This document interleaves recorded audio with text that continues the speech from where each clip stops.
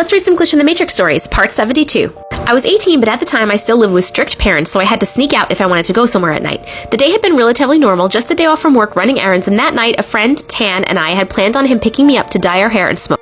Winter had started early last year. It was October when this all happened. As I was leaving my house, a strange noise called out from somewhere in the neighborhood. It startled me so bad I slipped on the icy pavement. I walked further down my neighborhood to wait in front of my neighbor's house. As I sat on the curb, I heard the unsettling noise again. It sounded like something that wasn't human trying to speak. It sounded slurred and barely understandable, and I couldn't decide which direction it was coming from, so I looked around to try to catch what was making the sound.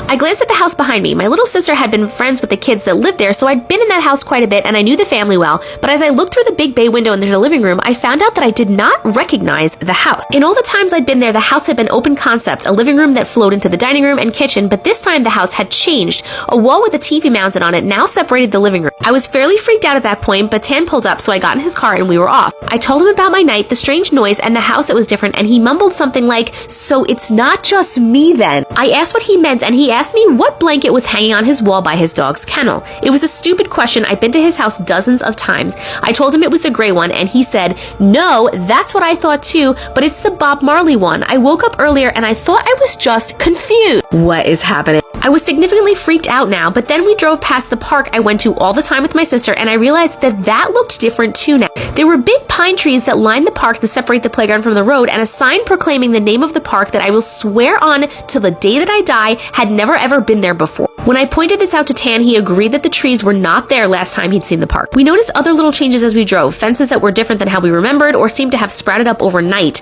A staircase and a lamppost that led to my college were in a different spot. The color of the local YMCA was suddenly different. A house next to the convenience store we went to almost every night now had a side door and porch, and the sign for a local museum had a different spelling than we both remembered. The next day I went to work down a back road I took almost every day, twice a day for a year straight, and more things were different. A house now had a brick wall out front, multiple houses were different colors or shapes, and a new alley entrance that I'm sure was never there before was right there connecting to the road. To this day, every time I pass that park or drive down that side road, I get this pit in my stomach, like this overwhelming wrong feeling I can't explain. Okay, I think that weird noise was maybe like some alien entity, creature, or something, and it killed him, and then he jumped into another timeline where he's not dead, but it's different. But then why would the friend also have moved with him? What do you guys think? Ooh, this is a good one.